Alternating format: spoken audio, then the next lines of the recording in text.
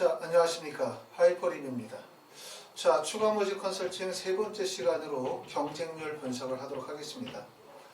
아마도 지금 이제 정시 합격자 발표가 계속 이어지고 있고, 좀 지나고 나면 추가 합격자 발표가 진행이 되겠죠. 아마 설이 지나고 난 다음에 2월까지라도, 또 2월이 지나고 난 다음에도 3월까지라도 입시는 계속 이어지고 있기 때문에 학생들과 학부모님들 무척이나 힘든 시간들을 보내고 계실 거라고 생각이 되어집니다. 합격하신 분들도 마찬가지거든요. 합격하신 분들도 또 본인이 원하는 대학에 합격하기 위해서 나름대로 고심하고 계실 거고, 혹시라도 이제 지금 가나다군 발표되어진 학교들 중에서 일부라도 불합격하셨다면 아마 학생과 부모님은 매우 초조한 시간들을 많이 보내고 계실 것 같은데, 정말 살면서 많은 경험들을 하게 되어지지만 그 많은 경험들 중에서 입시는 참 냉혹하고 힘든 시간이라고 생각이 되어집니다. 학생, 부모님 모두가 다 잘 이겨내시기를 바라고 원하시는 대로 좋은 결과가 있으시기를 바랍니다. 자, 추가 모집에 대해서 제가 이제 자꾸 설명을 좀 드리고 있는 이유는 뭐냐면, 추가 모집에 대해서 좀 정확하게 아실 필요가 있다는 생각이 들어요. 어떤 분들은 너무나 추가 모집을 희망적으로 생각하시는 분들 계시죠. 그냥 성적이 낮아도 추가 모집으로 좋은 대학 갔다고 하더라 라고 하는 이런 생각 가지고 계신 분들도 계시고, 또 어떤 분들은 추가 모집에 대해서 잘 이해를 못 하시는 분들, 그런 분들은 이제 정시 가나다군의 원서 떨어지고 나면 마치 이제 모든 게 끝난 것처럼 착각하시는 경우들도 있기 때문에 추가 모집에 대해서 조금 더 정확하게 아셨으면 좋겠다라는 생각에서 설명을 좀 드리고 있습니다. 자, 지난 시간에 제가 설명을 드렸었던 내용을 또 다시 한번 정리해서 말씀을 드리게 되면, 추가 모집의 유의사항 중에서 두 가지가 가장 우리가 관심을 가져야 되는 부분 중에 하나예요. 바로 어떤 내용이냐면, 정시 모집에 합격하고 등록한 자는 추가 모집에 지원하실 수가 없습니다. 물론 수시 모집에 합격하신 분들도 최초 합의든 추가 합격이든 간에 등록 여부와 관계없이 수시 모집에 합격하시면 정시 지원하실 수가 없고요. 또 정시 지원도 마찬가지로 정시에 합격하고, 그쵸? 등록한 자는 추가 모집에 지원하실 수가 없습니다. 그런데 단 조건이 뭐가 있냐면, 추가 모집 기간 전에 정시 모집 등록을 포기한 자에 한하여 추가 모집 지원이 가능하다는 거죠. 그러니까 여기서 드는 생각이 바로 뭐냐면, 첫 번째, 내가 정시에 지원한 대학교에 합격을 했어.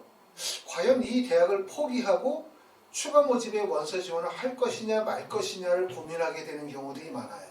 특히 이제 지원하셨던 대학들이 경기권의 대학들이거나 인서울 대학이거나 아니면 지방의 국립대학교의 원서를 쓰신 분들 입장에서는 이런 고민들을 하실 수밖에 없거든요. 왜냐하면 추가 모집으로 갔었을 때 조금 더 나은 기회가 생길 수도 있다는 생각이 들기 때문에. 하지만 이 판단이 매우 어렵죠.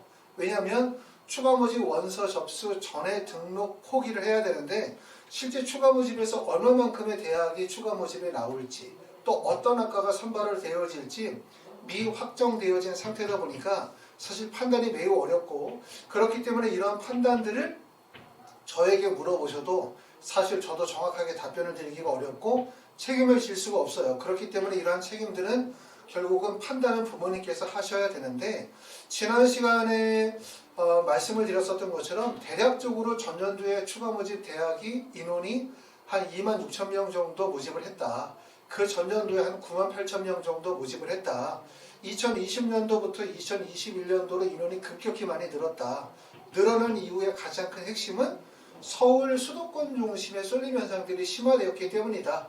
그리고 이러한 것들이 올해 2022학년도 정시 원서 접수에서도 그대로 현상으로 나타났다. 그렇기 때문에 예상하기로는 약 2만 명 정도를 2022학년도 추가 모집을 진행하지 않겠냐라고 판단이 되어지고, 해마다 2019, 20, 21년도 가면서 추가 모집을 진행하는 대학들이 항상 추가 모집을 꼭 진행하거든요. 인원의 차이는 있다 하더라도. 그럼 그 대학들이 의대나 치대나 한의대, 특히 올해 같은 경우 약대도 일부 나오겠지만 이런 대학들도 있긴 하지만, 주로 대학들이 동국대나 홍익대 이하의 거의 모든 대학들이 추가 모집을 실시한다. 이런 점들이 있기 때문에 약간 불안정한 요소들도 있어요. 하지만 어느 정도 확정되어진 루틴이 있기 때문에, 내가 만약에 추가 모집으로 다시 한번 원서 지원을 하시겠다라고 하시는 분들은 말씀드렸던 것처럼 추가 모집 원서 접수 일정이 올해 2월 22일로 정해져 있는데 2월 20일 이전에 등록 포기를 하셔야만 지원이 가능할 것 같습니다. 자, 추가 모집에서 핵심 포인트를 몇 가지 한번 정리를 해봤습니다. 이런 부분들 좀 참고하시면 여러분들이 추가 모집에 원서 쓰시는 데 도움이 되지 않을까라는 생각으로 정리했는데, 첫 번째는 이렇게 생각하실 수 있어요. 정시에 최초 합격했다면 추가 모집에서 같은 지원 구간의 경쟁력이 있다고 보시면 돼요. 예를 들어서 내가 정시에 원서를 썼는데 경기대학교에 최초 합격을 했어. 간단히 말하면 내가 추가 모집에서 경기대학을 원서를 써도 붙을 가능성이 높다. 경북대학교를 내가 원서를 썼는데 최초 합격을 했어. 그럼 추가 모집에서 경북대를 또 써도 붙을 가능성이 높다. 예를 들어서 인하대를 정시 모집에서 원서를 썼는데 가군의 인하대를 붙은 거예요. 그러면 추가 모집에서 원서를 써도 붙을 수 있다는 거고, 국민대학교를 정시에 원서를 썼는데 붙었다면 최초로 추가 모집에서도 붙을 가능성이 높다. 이렇게 이해하셔도 됩니다. 단 문제는 뭐냐면 추가 모집에서의 단점은 한 대학의 모든 학과가 추가 모집으로 나오는 것이 아니기 때문에 학과 선택이 어려우실 수가 있다는 거죠. 나는 예를 들어서 대학과 관계가 없이 특히 자연계 학생들 같은 경우에 컴퓨터공학과가 나는 정말 좋아 라고 한다면, 또는 나는 화학생명공학과가 좋아, 신소재공학과가 좋아 라고 판단이 되시면, 이런 학생들이 만약에 혹시라도 등록을 포기하셨다가 해당 대학에 다시 원서를 쓴다 하더라도 동일 학과가 추가 모집을 진행하지 않을 가능성도 높아요. 그렇기 때문에 결국은 뭐냐면 학과의 선호도가 뚜렷하다, 나는 이 대학의 이 학과가 정말 마음에 든다라고 하시는 경우에는 추가 모집에 지원하실 이유가 별로 없습니다. 왜냐하면 추가 모집에서는 한 대학의 모든 학과가 추가 모집이 나오는 것이 아니기 때문에 혹시라도 등록을 포기하시게 되어지면 학과 선택에 어려움이 있을 수 있다는 점을 꼭 알아두시도록 하세요. 두 번째는 뭐냐면 정시에 불합격했다 하더라도 적정 지원했다면 추가 모집에서 합격할 가능성이 높다. 이 얘기는 뭐냐면, 예를 들어서 내가 광운대학교에 원서를 썼는데 떨어졌어. 물론 떨어지면 안 되지만 광운대에 원서를 써서 떨어졌어 라고 하더라도 추가 모집에서 원서를 써서 광운대에 또 붙을 수 있어요. 단 조건이 뭐냐면 떨어진 것이 실제 내 점수보다 5점, 10점 이상의 상향 지원을 해서 떨어진 거라고 한다면 추가 모집에서 사실 될지 안 될지 잘 모르는데, 원서 지원이 적정 지원이었다. 흔히 말하면 합리적인 적정 지원인데 그 구간의 학생들이 대량으로 몰리게 되어짐에 따라서 경쟁률 상승으로 인해서 떨어진 거지, 실제 내 점수에서는 충분히 합격할 수 있는 타당한 원서 지원이었다라고 한다면 그런 분들이 다시 원서를 써가지고 붙을 수 있는 가능성이 높아요. 전년도 같은 경우에도 보면은 어떤 학생이 이제 국민대학교에 원서를 썼다가 다 떨어졌죠. 가나다군의 원서가 아예 싹 떨어지고, 그래가지고 이제 결국은 추가 모집까지 가게 됐죠. 그러니까 아주 비통하죠, 마음이. 왜냐하면 정시 원서 다 떨어졌으니까 이거 뭐 추가 모집에서 될 수 있겠어라고 생각했지만, 추가 모집에 원서를 써서 국민대, 광운대, 숭실대까지 원서 지원에 붙었어요. 홍익대학교는 원서를 썼다 떨어지고, 그러니까 결국은 정시 지원에서 불합격했지만 추가 모집에서 숭실대나 광운대나 국민대를 동시에 합격을 해서 결국 국민대를 또 다시 갔죠. 이런 경우들을 빌어봐서 말씀드리는 얘기는, 가나다군의 원서를 써서 떨어졌는데 불합격했지만 내 원서 지원이 타당한 합리적인 원서 지원이었고 급격한 상향 지원은 아니었다라고 한다면 추가 모집에서도 합격할 가능성이 있다. 그렇기 때문에 너무 많이 걱정을 하지 말라. 이렇게 말씀을 드릴 수가 있고요. 세 번째는 혹시라도 내가 이번에 원서를 쓴 대학이 미달이 나는 대학들이야. 보통 미달이 나는 대학은 경쟁률이 1점대가 안 되는 대학만 미달이 나는 게 아니거든요. 보통 하위권 대학은 최초 합격, 그리고 그 학생들이 다른 대학으로 붙으면서 빠져나가죠. 그리고 또 하위권 대학은 붙었지만 재수를 열심히 해두고 등록을 아예 포기하시는 분들도 계시기 때문에 보통 일반적으로 경쟁률이 2대1이나 3대1 이하의 경쟁률은 대부분 미달이 발생이 되어질 가능성이 높아요. 어찌됐든 내가 지원한 대학의 학과가 2점대 이하의 경쟁률을 가지고 있는 미달이 발생이 되어진 대학, 또는 미달이 발생될 가능성이 있는 대학이라고 한다면 그 대학들이 실제로는 추가 모집에서도 미달이 발생이 되어질 가능성이 높죠. 그렇기 때문에 결국은 너무 많이 걱정 안 해도 된다라는 얘기도 하는 거예요. 내가 만약에 이번에 원서를 썼는데 충청 지역의 어느 대학에 원서를 썼어. 근데 그 대학의 경쟁률이 1.8대 1밖에 안 돼. 그렇죠. 그럼 내가 여기를 포기하면 내가 이 대학 다시 갈 수 있냐?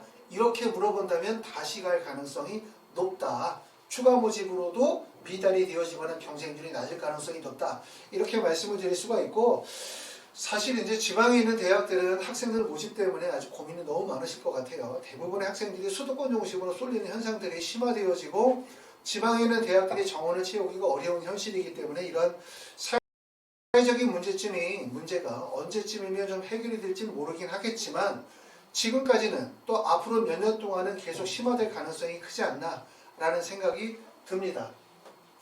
네 번째는 지원 구간은 과연 어느 정도 생각하시면 좋냐. 물론 추가 모집에서 본인의 성적대보다 훨씬 더 높은 대학을 가시는 분들도 계세요. 예를 들어서 내 성적이 330점인데 이 성적을 가지고 360점대, 70점대 대학에 합격하는 사례들도 있을 수 있으나 말씀드리고 싶은 얘기는 추가 모집이라는 게 있다 보니까 아까 말씀드렸던 것처럼 입시는 요즘에는 수시, 정시 이렇게 두 개만 있는 게 아니라 수시, 정시, 추가 모집 세 개가 있다. 이렇게 이해하셔도 될 정도로 추가 모집의 인원이 많이 늘었어요. 그렇기 때문에 정시에서 자연계 기준으로 표준점수 370점 이하의 학생들은 정시에 떨어져도 추가 모집이 있기 때문에 떨어져도 떨어지는 게 아니다. 다시 말하면 정시에서 조금 더 적극적인 공략이 가능하다. 왜? 떨어져도 추가 모집으로 그 대학은 또 갈 수 있다. 라는 것을 누누이 말씀을 드렸기 때문에 일종의 점수가 370점 이하의 학생들 입장에서 볼 때는 추가 모집이 안정장치가 되는 거죠. 안정장치가. 그러긴 하지만 그렇다고 해서 추가 모집이 너무나 낮은 성적에서 높은 대학을 무조건 갈 수 있다는 단서는 아니에요. 그렇죠? 그렇기 때문에 추가 모집에서 대부분의 학생들이 희망하는 거는 당연히 이제 서울 수도권 쪽의 상위권 대학 또는 지방의 공립대학 이런 쪽에 대부분이 희망하시다 보니까 쏠림 현상들이 매우 크거든요. 제가 생각할 때는 지원 구간은 대략적으로 자기 표준 점수 기준으로 해서 한 10점 정도 상향할 수 있는 구간의 원서를 쓰시는 게 타당하다고 생각이 되어집니다. 합격할 가능성이 그 정도에서 생긴다는 거죠. 330점인 학생이 340점 구간에 340점인 학생이 350점 정도 350점이라면 360점 정도의 구간에서 합격 가능성이 생긴다. 물론 이것도 대단한 거죠. 자기의 표점에서 10점 정도를 상향으로 노렸을 때 합격할 가능성이 생긴다는 점은 되게 큰다고 보실 수가 있어요. 왜냐하면 정시지원에서는 사실은 뭐 10점이 아니라 1점, 2점 상향만으로도 불합격할 수 있기 때문에 그렇죠? 그만큼 이제 추가 모집이 조금 더 한편으로는 기회다. 그런데 말씀드리는 얘기는 내 점수가 320점인데 인서울 360점 될 수 있지 않을까? 추가 모집이니까 되지 않을까? 이런 너무 지나친 기대를 갖는 것은 좋지 않다라고 말씀을 드릴 수가 있고 물론 당연히 추가 모집은 원서 지원의 횟수 제한이 없기 때문에 내가 원서를 쓰게 되어질 때 적정 안정 지원의 전략과 상향 지원의 전략을 교차해서 원서를 쓰실 수가 당연히 있어요. 아시겠죠? 그렇기 때문에 상향을 말릴 수는 없죠. 할 수도 있죠. 하지만 적정 구간은 대략적으로 표준 점수 기준 10점 정도면 적절하다고 판단되고요. 다섯 번째는 추가 모집은 우리가 이제 정시 모집과 여러 가지 차이점들이 있습니다. 그 차이점 중에 가장 큰 차이점은 추가 모집의 원서를 쓰신 분들은 어떤 분들이냐? 수시 모집, 정시 모집을 거치면서 거의 지금 이제 패닉 상태에 온 상태예요. 그렇기 때문에 모든 분들이 복잡하게 접근하기보다는 그냥 간단하게 접근하는 경우들이 많아요. 뭐로 접근하냐 하면 대학과 학과 중심으로 쏠림 현상이 되게 심해요. 대학과 학과 중심으로. 그렇기 때문에 내가 만약에 합격을 하고자 한다면 또는 내 성적에 다소 단점이 있다면 선호되는 대학을 조금 피하고 학생들이 선호되어지는 학과 선택을 조금만 피하게 되어지면 또 그리고 그것을 6개를 원서를 쓰게 되어질 때 모든 대학의 학과를 하나의 선상에서 원서를 쓰는 거죠. 나는 평상시에 가고 싶었던 학과가 경영학과였어 라고 해서 경영을 이렇게 쓰는 게 아니라 그러면 모든 대학과 학과가 선호도가 집중되는 구간에 원서를 쓰게 되는 거잖아요. 그러니까 위험하잖아요. 그러니까 예를 들어서 상위권 대학은 합격을 목표로 삼는다면 어문계열 쪽으로 원서를 쓰고 좀 중위권이나 하위권은 경영 쪽으로 원서를 쓴다든가 다시 말하면 선호도가 집중되어지는 대학과 학과의 경쟁 구간을 피하게 되어지면 추가 합격에서는 반드시 좋은 결과가 있기 마련이다. 추가 합격 원서 지원의 가장 큰 특징은 추가 모집 원서를 쓰시는 학생과 학부모가 거의 패닉 상태에 빠져요.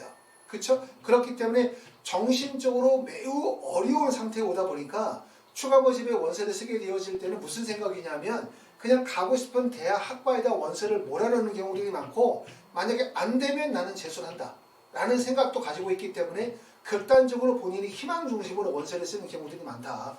그러므로 다시 말했던 것처럼 선호도가 집중되어지는 대학이나 학과를 조금만 피하게 되어지면 합격 가능성이 높아진다는 점을 꼭 알아두실 필요가 있고, 여섯 번째는 경쟁률이 매우 높다는 거죠. 그렇죠? 경쟁률이 매우 높고 경쟁률이 매우 높지만 실질 경쟁률은 높지 않다는 점을 말씀을 드리고 싶습니다. 자, 경쟁률을 우리가 2020년도, 2021학년도 경쟁률을 서울 수도권 그 다음에 지방의 거점 국립대학 중심으로 살펴보도록 하면 지금 보시는 것처럼 동국대학교는 2021학년도에 모집 인원이 30명, 지원 인원이 2,430명, 경쟁률이 81대1. 그 다음에 2020년도에는 7명이 선발을 했고요. 경쟁률이 172대1이죠. 엄청나죠? 그렇죠? 지금 특징적인 거는 보면 2021학년도가 2022년도보다 2020년보다 모집 인원이 많이 늘었어요.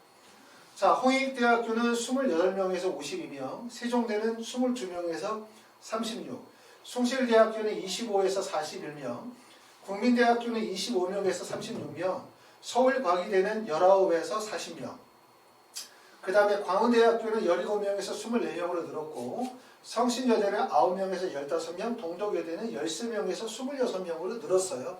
경쟁률도 보시는 것처럼 모집이 늘면서 2020년도의 경쟁률보다 2021학년도의 경쟁률이 조금 하락을 했죠. 지금 보시는 것처럼 숭실대는 70.80대 1에서 54.73대 1, 그 다음에 광운대학교는 63.94대 1에서 62대 1, 그 다음에 동덕여대는 52.69대 1에서 39.62대 1의 원서 지원으로 경쟁률이 낮아졌다. 경쟁률을 보면 야, 이거 추가 모집 이렇게 원서를 써서 붙을 수 있겠어? 라는 생각이 들죠. 요거는 약과죠. 우리가 이제 의학 기울 쪽으로 가시게 되면 경쟁률이 대부분 막 200대 1 정도의 경쟁률이 나오니까 사실 어마어마한 경쟁률이죠. 하지만 이 경쟁률을 보면서 드는 생각, 경쟁률을 보면서 이런 생각이 들 것 같아요. 첫 번째, 경쟁률을 보면서 드는 생각은 아까 제가 말씀드렸었던 것처럼 그냥 원서를 막 쓰는구나. 첫 번째는 막 쓰는구나 라는 생각이 들죠. 왜냐하면 원서를 막 쓰지 않으면 이렇게 원서들이 몰릴 수가 없어요. 원서를 막 쓸 수 있는 이유는 첫 번째는 추가 모집의 원서 지원에 횟수 제한이 없다는 점 때문에 막 쓰는 거예요. 그리고 막 쓰기 때문에 아까 얘기했던 것처럼 희망하는 대학과 학과 중심으로 경쟁률이 몰린다는 거예요. 그 다음에 또 하나의 문제점은 뭐냐면 막 쓰는 것도 문제지만 또 하나의 좀 문제점이라기보다 알아야 되는 점은 뭐냐면 여러분이 아시는 것처럼 정시는 원서 지원이 가능하다고 3번이에요. 그렇죠? 수시는 몇 번입니까? 총 6번의 원서를 쓸 수가 있죠. 그런데 그러다 보니까 정시는 3번의 원서 지원을 하다 보니까 대학마다 경쟁률의 차이가 있지만 보통 3대1, 4대1, 5대1 정도의 경쟁률이 일반적인 경쟁률이죠. 그렇죠? 수시는 경쟁률이 6번 정도 원서 지원을 하다 보니까 학생부 교과나 종합전형마다 경쟁률의 차이가 있지만 보통 의대 같은 경우에 경쟁률이 얼마냐? 한 20대 1 정도 경쟁률이 나오는 거예요. 그렇죠? 그런데 추가 모집은 경쟁률이 원서 지원의 횟수 제한이 없어요. 그렇기 때문에 여기 나와 있는 50대 1, 60대 1의 경쟁률이 사실 그렇게 높은 경쟁률이라고도 볼 수 없다. 실제 학생들이 원서를 써서 붙는 거를 보면 붙을 수 있는 성적을 가지면 거의 다 붙는다고 보실 수 있어요. 붙을 수 있는 성적. 붙을 수 있는 성적이라는 것은 아까 말씀드렸었던 것처럼 내가 원서를 썼었던 정시의 원서를 썼었던 지점에서 표준점수 10점 정도 상향하는 지점이라고 하면 합격할 가능성이 높다. 다시 말하면 350점을 가진 학생이 360점 정도의 구간의 원서를 쓰거나 360점 정도를 가진 학생이 370점 정도의 원서를 쓰시게 되면 타당할 가능성이 높다. 300점 정도를 맞은 학생은 어디 쓰면 좋냐? 300점 정도를 맞았다 그러면 330점 정도의 구간에다 원서를 쓰게 되면 합격할 가능성이 높다고 보실 수가 있어요. 그렇기 때문에 실제로 경쟁률은 눈에 볼 때는 매우 경쟁률이 높지만 아까 말씀드렸던 것처럼 우리 추가 모집의 원서 지원에 필수 제한이 없다라는 점. 그렇기 때문에 대부분 희망하는 대학이나 학과 중심으로 쏠림 현상이 매우 심하다는 점. 그렇기 때문에 원서를 막 쓴다는 거. 그렇기 때문에 결국은 경쟁률에 몰렸다고 해서 실질적으로 합격할 성적을 가지고 있는 학생들만이 집중적으로 원서 지원이 이루어졌다라고 볼 수 없다. 허수 지원이 대량으로 몰리는 경향들이 매우 크다. 그렇기 때문에 내가 실제 합격할 수 있는 성적을 갖게 되었다면, 그리고 두 번째는 선호도가 집중되어지는 대학이나 학과의 경쟁률을 피하게 된다면 합격 가능성이 높다. 이렇게 말씀을 드릴 수가 있습니다. 자, 그 다음에 이제 명지대를 포함해서 이제 지방의 국립대 같은 경우도 보면 명지대도 전년도에 27명에서 46명으로 늘었죠. 가천대는 16명에서 31명, 인하대는 6명에서 20명으로, 단국대 죽전은 28명에서 30명이고, 경북대학교는 39명에서 139명, 149명은 상주 캠퍼스까지 포함해서 그렇습니다. 부산대학교는 31명에서 100명으로 늘었고요. 충남대는 43명에서 65명, 충북대는 87명에서 59명, 전남대학교는 36명에서 226명인데 이 226명에는 광주 여수 캠퍼스 포함이고요. 그 다음에 전북대학교는 40명에서 63명, 강원대학교는 37명에서 3명인데 이 3명은 춘천 캠퍼스만 포함이 되어지고 삼척이나 도계까지 포함을 시키게 되어지면 많이 늘었습니다. 지금 보시는 것처럼 서울 수도권 대학들뿐만 아니라 지방에 있는 국립대학교도 마찬가지로 추가 모집을 실시하는 대학들이 많이 늘었고, 경쟁률을 보시게 되어지면 서울 수도권에 비해서 경쟁률 차이가 크죠. 경북대 같은 경우는 전체 경쟁률이 11.62대 1, 부산대는 19.81, 그 다음에 전남대학교는 3.53, 그 다음에 강원대학교는 30.33, 전북대학교는 20.35 정도 되어지기 때문에 사실 이제 전국에 한 160개 정도 대학이 추가 모집을 실시하지만 결국 학생들이 쏠리는 것은 서울 수도권 중심, 그 다음에 지방의 거점 국립대학의 상위 학과에 대부분 집중되어진다라고 보실 수가 있습니다. 그렇기 때문에 추가 모집은 이제 나름대로의 전략이 상당히 필요해요. 왜냐하면 아까도 말씀드렸던 것처럼 추가 모집까지 오다 보면 학생이나 학부모님들이 입시에 지친 상태거든요. 입시에 많이 지치다 보니까 조금 더 그 전에 우리가 수시나 정시에 원서 쓸 때처럼 조금 더 많은 시간과 노력을 투자하지 않고 그냥 원서를 막 쓰는 경향들이 상당히 많아요. 추가 모집은 그렇기 때문에 한편으로 그런 것들을 기회로 활용한다.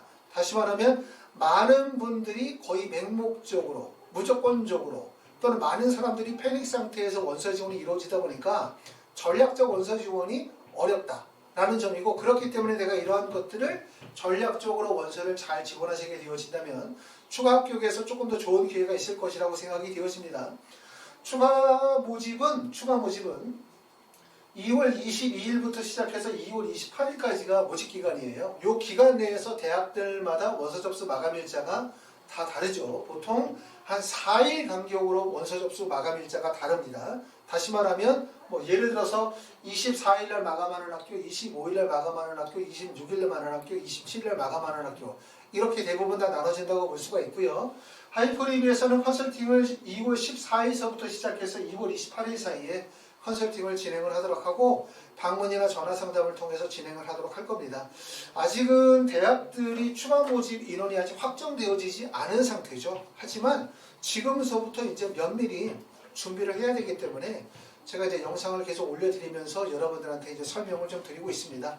자, 이런 부분들이 좀 도움이 되시기를 바라고요. 혹시라도 내가 이번에 이제 정시에 합격을 하셨거나 또는 정시에 불합격하셨거나 제가 말씀드렸었던 것처럼 자신의 점수가 표준 점수 한 370점, 360점 이하의 성적을 가지고 계신 분들이라고 한다면 추가 모집이라는 게 우리의 하나의 또 기회가 될 수 있다는 점을 잘 알아두시게 되고, 대신 아까도 말씀드렸었던 것처럼 너무 지나친 기대나 환상은 갖지 않으시는 게 좋아요. 추가 모집의 원서 지원의 핵심은 첫 번째, 붙자예요. 붙자, 그리고 두 번째 좀 좋을 때 붙자.